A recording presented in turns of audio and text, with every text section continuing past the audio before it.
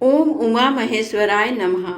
हमारे YouTube channel पर आप सभी दोस्तों का हार्दिक स्वागत है। आज सावन का अंतिम सोमवार है। सावन मास में सुहागिन महिलाओं तथा कुंवारी कन्याओं के लिए सोमवार व्रत बहुत फलदायी माना गया है। मान्यता है कि सावन सोमवार का व्रत और शिव जी के पूजन से सुहागिन महिलाओं को अखंड सौभाग्यवती तथा कुंवारी कन्याओं को मनचाहे वर प्राप्ति का आशीर्वाद मिलता है। सावन सोमवार के व्रत में शिव पूजन के साथ ही व्रत कथा पढ़ना बहुत जरूरी माना गया है, अन्यथा व्रत का संपूर्ण फल प्राप्त नहीं हो पाता।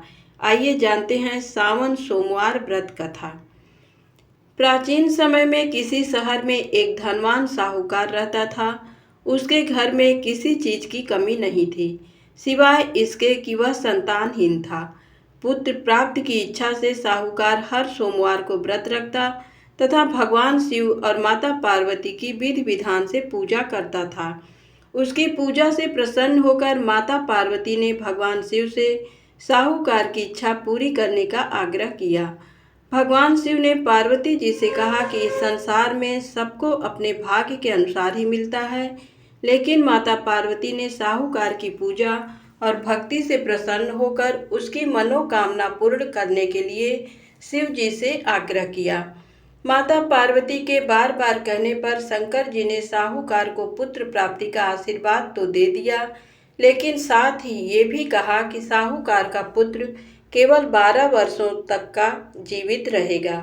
फिर कुछ समय बाद साहूकार के घर एक बेटे का जन्म हुआ।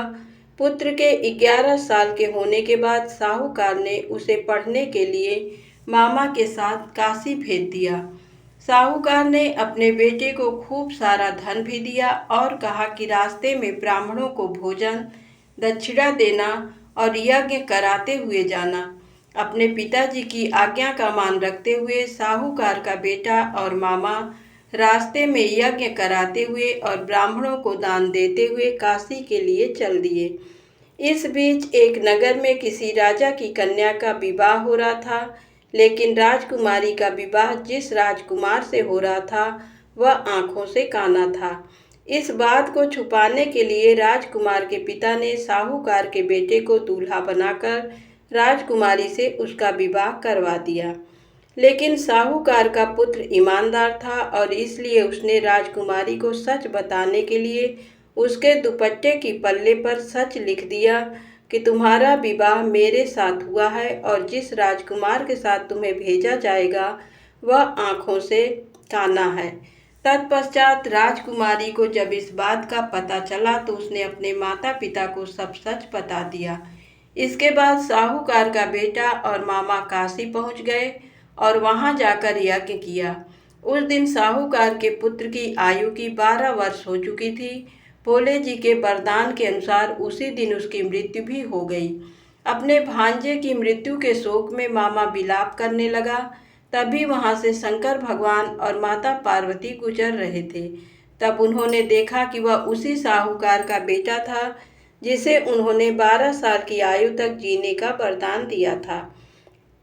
माता पार्वती ये सब देखकर बहुत दुखी हुई और मातृभाव में उन्होंने भोलेनाथ से बालक को पुनः जीवित करने के लिए कहा। तब शिव जी ने साहूकार के बेटे को उन्हें जीवित कर दिया। अपनी शिक्षा समाप्त करने के बाद साहूकार का बेटा अपने मामा के साथ फिर से अपने नगर के लिए चल दिया। रास्ते में दोनों उसी नगर में पहुंचे जहां उसका विवाह राजकुमारी के साथ हुआ था। तब राजकुमारी के पिता ने साहूकार के पुत्र को पहचान लिया और अपने महल ले जाकर उसकी खातिरदारी की, साथ ही अपनी पुत्री को साहूकार के बेटे के साथ विदा किया। जब साहूकार का बेटा अपनी पत्नी के साथ घर पहुंचा तो साहूकार और उसकी पत्नी उन्हें देखकर बहुत प्रसन्न हुए।